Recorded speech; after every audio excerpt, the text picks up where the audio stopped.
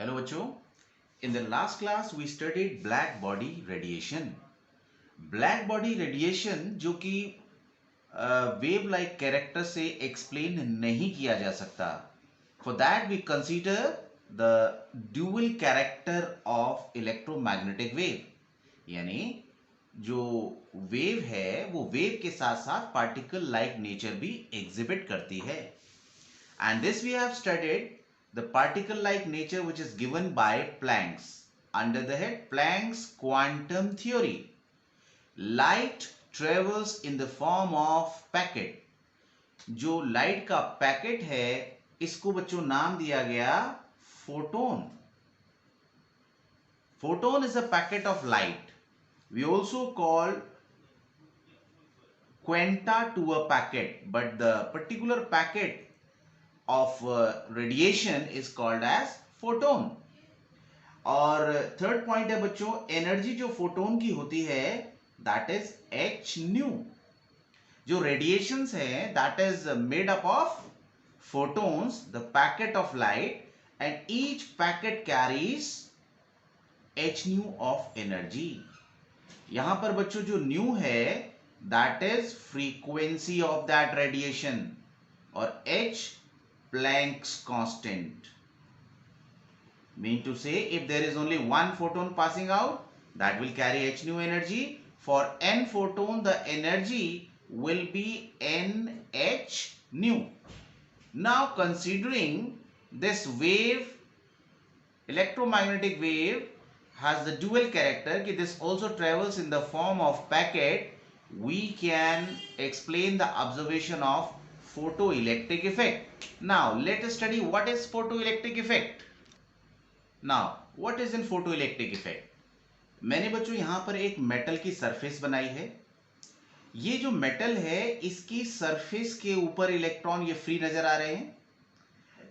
Electron तो पूरे metal के अंदर ही प्रेजेंट हैं, but the electron at the centre that is equally attracted by the colonel's, जो पॉजिटिव आयंस हैं जिनसे ये इलेक्ट्रॉन्स निकले हुए हैं। But the electron which is on the surface that is comparatively free, that is attracted equally from left and right side, but there are no other kernels which is at the top to attract it. तो जो ये electron है comparatively एक weaker force से attracted है comparison to वो electrons जो कि मेटल के सेंटर में है। जब सुटेबल फ्रीक्वेंसी की लाइट इस सरफेस के ऊपर गिरती है तो इस सरफेस से इलेक्ट्रॉन निकलना शुरू हो जाते हैं।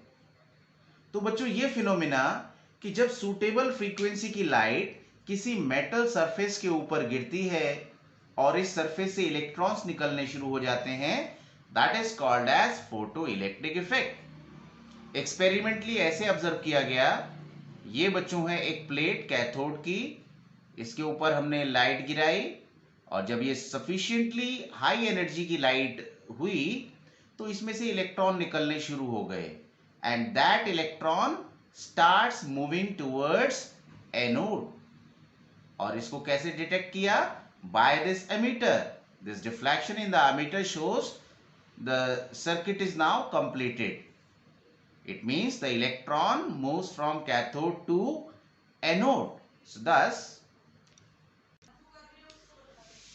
तो फोटो इलेक्ट्रिक इफेक्ट बच्चों डिफाइन हम ऐसे करते हैं, when light of suitable frequency falls on the metal surface, electron ejects out.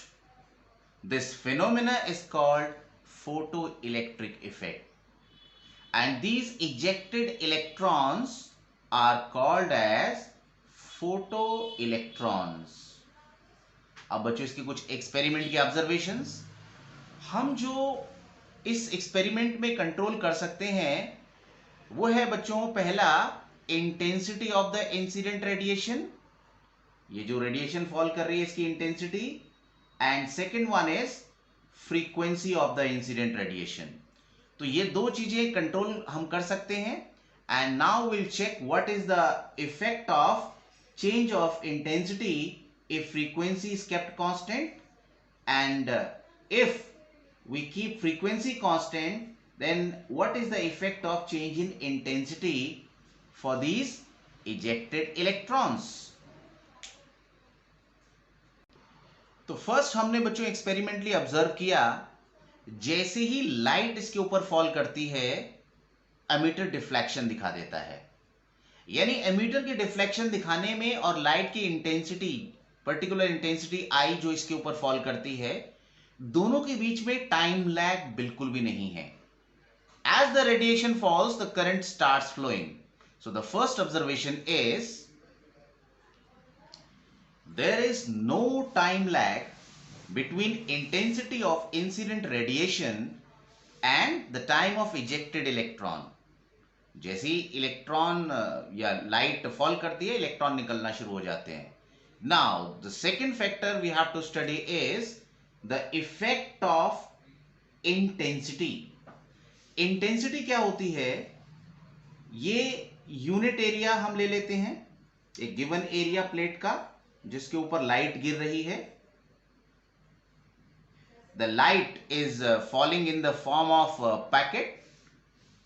When this packet falls on the surface, they strike the electrons on the metal surface, and thus these electron acquires energy and moves out. तो मैंने यहां per unit area में जो intensity रखी है light के packet की, वो कम ली है और यहां ज्यादा ली है। तो जैसे ही ये इलेक्ट्रॉन से इंटरेक्ट करेंगे, these electrons will come out. यहां पर बच्चों ये जो सेकेंड केस है, यहां पर greater number of photons are shown which are striking this unit area.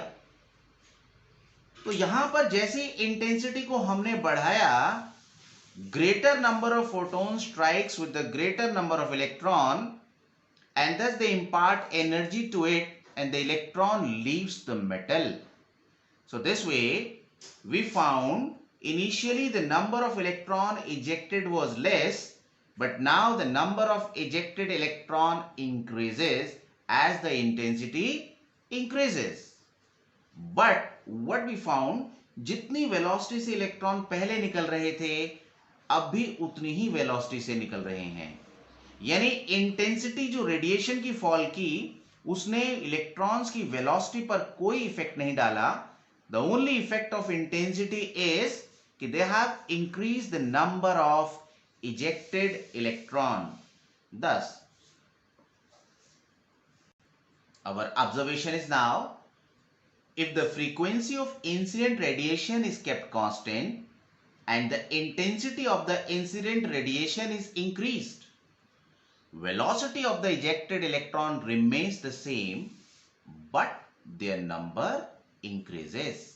So this I have already explained कि इंटेंसिटी बढ़ाने से ज्यादा फोटोन्स पर यूनिट एरिया में फॉल कर रहे हैं, they are striking with the greater number of electrons on the surface and thereby ejecting greater number of electron, and this way they confirm their particle nature of photon. Now the third observation is, if we keep intensity constant and increase the frequency, तो बच्चों क्या होगा, जो light इसके ऊपर fall कर रही है, that is in the form of packet which is called as photon. Let this is the photon. और जैसे ही ये फोटोन प्लेट के ऊपर फॉल करेगा, कुछ ना कुछ एनर्जी बच्चों इलेक्ट्रॉन्स को बाहर निकालने के लिए चाहिए, जिसको हम मेटल का वर्क फंक्शन कहते हैं। तो अगर माना ये फोटोन की एनर्जी कम से कम इतनी निकले कि इलेक्ट्रॉन नॉकआउट हो जाए, तो this energy of the photon will be equal to work function, which is the minimum energy to knock out electron. Let this frequency is represented by nu naught. और अगर बच्चों ये जो पैकेट की energy है लाइट की, if this energy is more, let 5 joule is the work function, and initially we had 5 joule of energy packet. So the electron will knock out, but it will not move. It has zero velocity. अगर हम क्या करें, packet जो fall कर रहे हैं उसकी frequency new not से ज्यादा हो, if nu is greater than nu naught, then what will happen? A part of it will be used to knock out the electron, and the remaining part of this energy will get converted into kinetic energy of the ejected electron. For example, अगर ये हम 5 joule की जगह इसको 6 joule का packet ले लें, तो क्या होगा बच्चों? 6 जूल का अगर हम पैकेट लेंगे तो 5 joule still will be needed to knock out electron, which is the work function, and 1 joule will be the kinetic energy. और अगर इसको 6 की जगह 8 जूल का पैकेट लें by increasing the frequency of incident radiation, so still 5 joule will be the work function which will be required to knock out electron. Now kinetic energy will increase to 3 joule. So the kinetic energy will increase by increasing the velocity of ejected electron. So this way we can write this formula as h nu is equal to h nu naught, जो कि work function है, plus half mv square. So this way, through this relation, it clears that when the frequency of incident radiation is increased, as this parameter is constant, which is the work function, kinetic energy of the ejected electron increases by increasing the velocity of ejected electron. But as the intensity is constant, the number of photon fallings are constant, so the number of ejected electrons remains the same. Thus, the third observation is clear. When intensity is now kept constant, the number of ejected electrons remains the same, and frequency of the incident radiation is increased. That results in increase of velocity of the ejected electrons.